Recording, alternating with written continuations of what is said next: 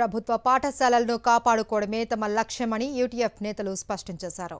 UTF ఆధ్వర్యంలో విజయవాడలో పోరుబాట రాష్ట్ర స్థాయి సదస్సు నిర్వహించారు. విద్యారంగం ఆర్థిక సమస్యలపై ఈ సదస్సులో చర్చించారు.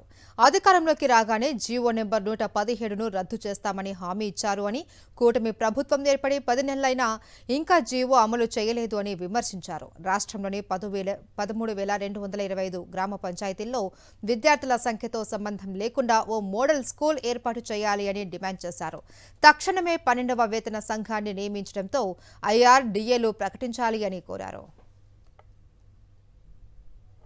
విద్యారంగంలో జీవో నెంబర్ 117 రద్దు చేస్తానని, పాఠశాలని బలోపేతం చేస్తాననేటువంటి ప్రక్రియ చేపడతానని చెప్పి ఎన్నికలకు ముందు చెప్పింది. ఎన్నికల తర్వాత కూడా ఉపాధ్యాయ సంఘాలతో చెప్తున్నటువంటి పరిస్థితి. కానీ ఆచరణలో కింద ఈరోజు ప్రాథమిక పాఠశాలలో 3, 4, 5 తరగతులు ఉన్న పాఠశాలకు సంబంధించి మొత్తం మోడల్ ప్రైమరీ పాఠశాల చేస్తామని, పంచాయతీలో మిగిలిన పాఠశాలలో 1, 2 తరగతుల పాఠశాలను మాత్రమే చేయడం ద్వారా ఏకోపాధ్యాయ పాఠశాలలు ఇప్పటికే 12,512 ఉన్నాయి. భవిష్యత్తులో ఇవి దరిదాపుగా 20,000 దాకా పెరుగుతాయి అనేటువంటిది మాకున్న అంచనా. ఈ పాఠశాలలో విద్య వచ్చేటువంటి అవకాశం లేదు.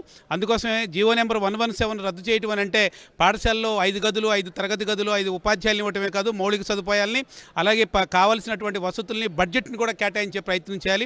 ప్రతి పంచాయతీకి ఒక మోడల్ స్కూల్ని విద్యార్థుల సంఖ్యతో సంబంధం లేకుండా ఏర్పాటు చేయాలనేటువంటిది మేము ప్రధానంగా యూటీఎఫ్గా డిమాండ్ చేస్తాను. కూటమి ప్రభుత్వం అధికారంలోకి రాగానే జీవో నెంబర్ 117 రద్దు చేసి పాఠశాలలన్నింటినీ కూడా పునరుద్ధరిస్తామని హామీ ఇచ్చారు. లోకేష్ గారు అనేక చోట్ల మాట్లాడారు. మరి కూటమి ప్రభుత్వం ఏర్పడి 10 నెలలు అయింది. జీవో నెంబర్ 117 ఇప్పటికీ అలాగే కొనసాగుతూ ఉంది. 117కు ప్రత్యామ్నాయంగా ఈ ప్రభుత్వం చెప్తున్నటువంటి ప్రత్యామ్నాయాలు చూస్తే పాఠశాల విద్య మరింత సంక్షోభంలోకి వెళ్ళేటటువంటి పరిస్థితి ఏర్పడింది. మోడల్ ప్రైమరీ స్కూల్స్ ఏర్పాటు చేస్తామని చెప్తుంది. మేము కోరేది ఏంటంటే ఈ రాష్ట్రంలో ఉన్న 13,225 గ్రామ పంచాయతీలు, ప్రతి గ్రామ పంచాయతీలో ఒక మోడల్ ప్రైమరీ స్కూల్ ఏర్పాటు చేయాలి.